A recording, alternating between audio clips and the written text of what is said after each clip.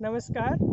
आज हम इस रिपोर्ट में उड़द में लगने वाले प्रमुख कीटों और उनके प्रभावी नियंत्रण की बात करेंगे। इस रिपोर्ट में हमारा एक चीज़ पे खास फोकस रहेगा, वो है कि कैसे हम सस्ते में उड़द में कीड़ों का प्रभावी तरीके से कंट्रोल कर सकते हैं। क्योंकि किसान जब आते हैं तो वो बताते हैं कि डॉक्टर साहब हमने 2-3 दवाइयाँ मिक्स करके स्प्रे कर दिया, लेकिन कीड़ों का बहुत प्रभावी कंट्रोल नहीं हुआ है और फसल में काफ़ी नुकसान हो गया। तो इस रिपोर्ट में हमारा खास फोकस रहेगा कि कौन सी स्टेज पे कौन सा कीड़ा आता है, उसकी क्या पहचान है और उसके लिए कौन सा इंसेक्टिसाइड हमें करना चाहिए।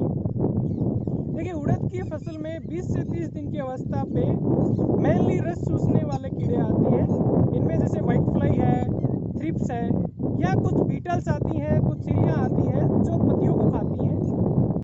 तो इनके प्रभावी कंट्रोल के लिए आप थायोमिथोक्साम 100 ग्राम प्रति हेक्टेयर के हिसाब से स्प्रे करें। आप वाइट फ्लाई को हल्के में ना लें क्योंकि ये उड़द में पीलिया रोग भी फैलाती है। पीलिया रोग के कंट्रोल के लिए मैंने अलग से वीडियो बनाया है, आप उसे देख सकते हैं, उसका लिंक मैंने डिस्क्रिप्शन बॉक्स में दिया है। रस चूसने वाले कीड़ों के कंट्रोल के लिए आप इमिडाक्लोप्रिड का भी स्प्रे कर सकते हैं, लेकिन बेहतर ये रहेगा कि आप थायोमिथोक्साम का स्प्रे करें क्योंकि इस टाइम रस चूसने वाले कीड़ों के साथ और भी कीड़े आते हैं जो आपकी पत्तियों को खाते हैं। इसलिए आप थायोमिथोक्साम का स्प्रे करें 20 से 30 दिन की अवस्था पे। इसके बाद में जब आपकी फसल 1 से 1.5 महीने की होती है, जब उसमें फूल आते हैं, फलियाँ बनना स्टार्ट होती हैं, वो स्टेज कीड़ों की दृष्टि से बहुत ज़्यादा महत्वपूर्ण रहती है। इस समय हमारी रेगुलर मॉनिटरिंग बहुत ज़्यादा आवश्यक है। इस अवस्था में मेनली उड़द की फसल में 4 इल्लियाँ आती हैं। एक आपकी सेमी लूपर जिसको आप हरी इल्ली कहते हैं, तंबाकू की इल्ली, चने की इल्ली और एक बहुत महत्वपूर्ण इल्ली स्पॉटेड पॉड बोरर जिसको धब्बेदार फली छेदक कहते हैं। ये भी उड़द की फसल में बहुत ज़्यादा नुकसान करता है, जिसकी जानकारी बहुत कम लोग रखते हैं। इन इल्लियों के कंट्रोल की बात करें उससे पहले हमें इन इल्लियों को समझ लेना चाहिए कि ये कैसे फसल में नुकसान करते हैं। सबसे पहली जो इल्ली आती है वो सेमी लूपर आती है, जो हरे रंग की इल्ली होती है, थोड़ा यों करके लूप बना के चलती है।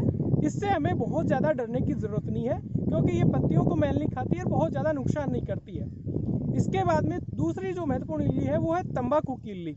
ये शुरू में हल्के हरे रंग की दिखती है और इसका सर थोड़ा काला होता है और बाद में धीरे धीरे ये भूरे रंग की हो जाती है। और इसको यदि आप बहुत ध्यान से देखेंगे तो आप पाएंगे कि इसका जो मुंह होता है उसके ऊपर वाइट कलर में अंग्रेजी के वी आकार की एक संरचना बनी होती है, उससे भी आप इसको पहचान सकते हैं। ये बहुत भयंकर है और इससे भी उड़द की फसल में काफ़ी नुकसान होता है। इसके अलावा चने की इल्ली उड़द में आती है। चने की इल्ली की एक खास पहचान ये है कि ये फली में गोल छेद करके आधा फली के अंदर धंसकर खाती है।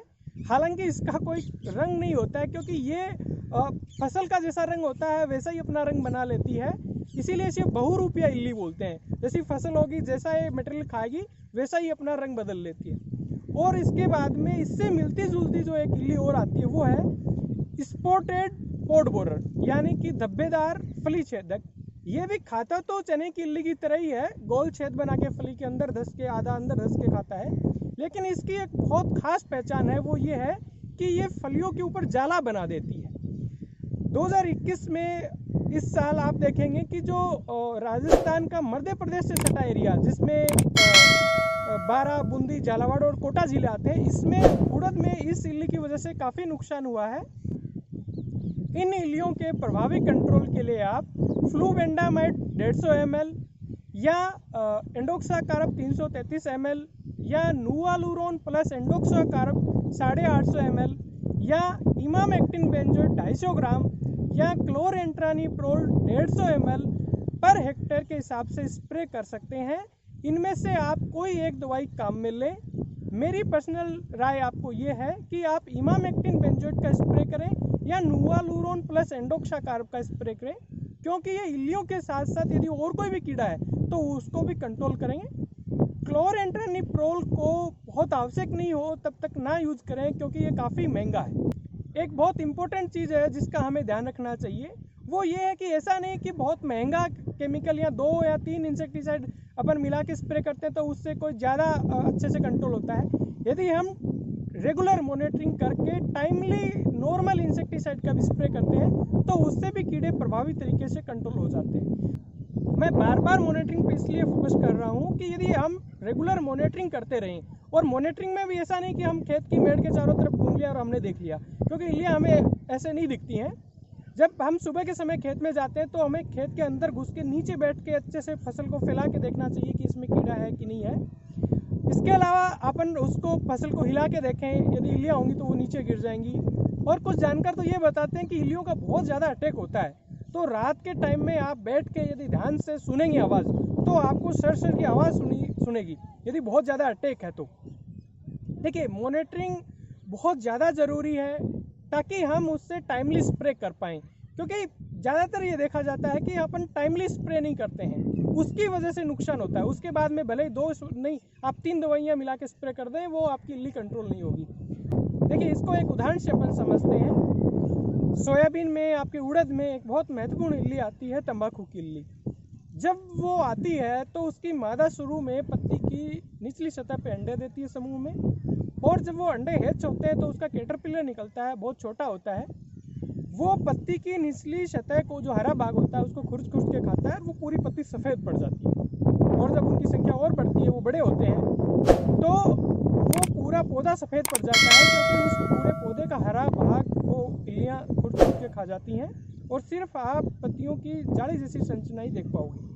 यदि आपने इस स्टेज पे उस कीड़े को देख लिया है तो आप तुरंत उस पौधे को उखाड़ के गाड़ दें, आपकी इल्लियाँ वहीं ख़त्म हो जाएंगी। और हम ये भी नहीं कर पाए तो एटलीस्ट हमें ये आइडिया हो जाएगा कि तंबाकू की इल्ली का अटैक हो गया, हमें थोड़ा सतर्क होना चाहिए और हम उसका टाइमली स्प्रे कर पाएंगे। क्योंकि यदि अपन टाइमली स्प्रे यदि कर देते हैं तो यदि आप नॉर्मल इंसेक्टिसाइड का भी स्प्रे करेंगे तो वो आपकी इल्लियाँ कंट्रोल हो जाएंगी। इसके अलावा 2 काम अपने को और करने हैं। एक ये कि फसल की हाइट से 1-1.5 फीट हाइट पर हमें टी आकार की बांस की खपचियाँ लगानी है ताकि पक्षी आके बैठ सकें और वो आपकी इल्लियों को खा सके।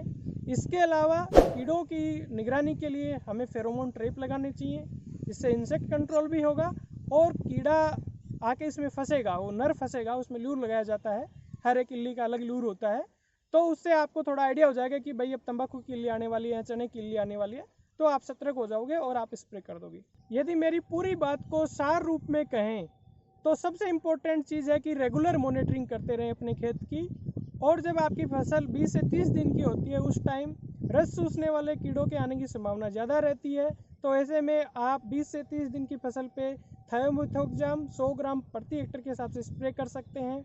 जब आपकी फसल 1 से 1.5 महीने की होती है, फूल आते हैं, फलियाँ बनते समय, आप बहुत ध्यान रखें क्योंकि ये स्टेज इल्लियों के लिए काफ़ी महत्वपूर्ण होती है। यदि मौसम साफ है, वातावरण में नमी है, बारिश नहीं हो रही है या कभी छुट-पुट बारिश हो रही है, तो ऐसे में इल्लियों के आने की संभावना पूरी तरह से बन जाती है। तो यदि आपकी इल्लियाँ आती हैं तो आप इमामेक्टिन बेंजोएट 250 ग्राम या नूवालुरोन प्लस एंडोक्साकार्ब 850 ml का स्प्रे कर इल्लियों का प्रभावी कंट्रोल कर सकते हैं।